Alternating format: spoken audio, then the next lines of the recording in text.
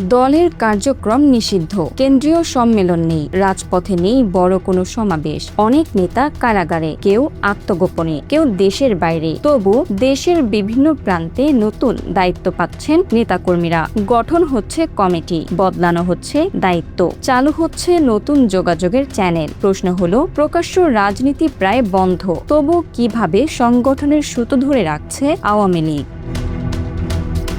উত্তরটা লুকিয়ে আছে তৃণমূলের নতুন সমীকরণে। ২০২৪ সালের ৫ই আগস্ট ক্ষমতা হারানোর পর আওয়ামী লীগের সামনে ছিল দুটি পথ।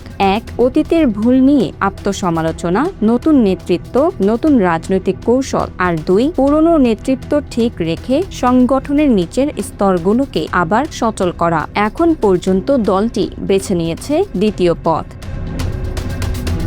কেন্দ্রীয় পর্যায়ে পরিবর্তন নেই, কিন্তু নিচের স্তরে চলছে পুনর্বিন্যাস। থানা, উপজেলা, ইউনিয়ন, ওয়ার্ড। দলীয় সূত্র বলছে অন্তত ১৭টি জেলার বিভিন্ন পর্যায়ে নতুন কমিটি গঠন কিংবা দায়িত্ব পুনর্বন্টন করা হয়েছে। কোথাও পুরনো কমিটি ভেঙে আহ্বায়ক কমিটি, কোথাও সমন্বয়কারী, কোথাও দায়িত্বপ্রাপ্ত নেতা। আর অনেক সিদ্ধান্তই সরাসরি নয়, অনলাইনে।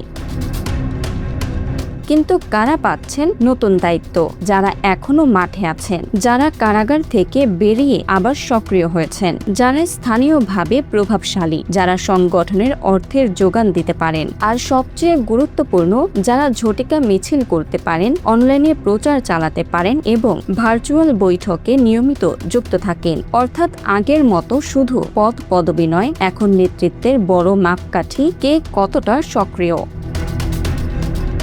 তবে সবচেয়ে বড় পরিবর্তন ঘটছে যোগাযোগ ব্যবস্থায়। আগে তৃণমূল থেকে কেন্দ্র পর্যন্ত ছিল একাধিক সাংগঠনিক ধাপ। এখন টেলিগ্রাম সহ বিভিন্ন অনলাইন প্ল্যাটফর্মে থানা কিংবা ইউনিয়নের কম পরিচিত নেতারাও সরাসরি যুক্ত হচ্ছেন শীর্ষ নেতৃত্বের সঙ্গে। ফলে অনেক ক্ষেত্রে জেলা, মহানগর কিংবা মধ্যম সারির নেতাদের পাশ কাটিয়ে যাচ্ছে নতুন যোগাযোগ ব্যবস্থা। তৃণমূলের কিছু নেতা পাচ্ছেন সরাসরি প্রভাব, কিন্তু এতে তৈরি হচ্ছে নতুন অস্বস্তিও। কারণ যে নেতা আগে সিদ্ধান্তের বাইরে ছিলেন, এখন তিনি সরাসরি কেন্দ্রের সঙ্গে কথা বলছেন। আর যারা এতদিন সংগঠনের মাঝের স্তর নিয়ন্ত্রণ করতেন, তাদের প্রভাব কমে যাওয়ার আশঙ্কা তৈরি হয়েছে। এর সঙ্গে যুক্ত হয়েছে আরেকটি বার্তা, শেখ হাসিনার সম্ভাব্য দেশে ফেরার ঘোষণা। দলীয় সূত্র বলছে, এই ঘোষণাকে সামনে রেখে তৃণমূলকে উজ্জীবিত রাখা হচ্ছে। কর্মীদের বলা হচ্ছে, সংগঠন ধরে রাখো, যোগাযোগে থাকো, সময় এলে মাঠে নামো।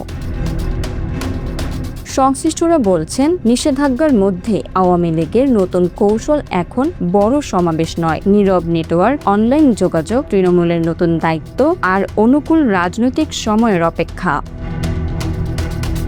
Bangla affairs news desk.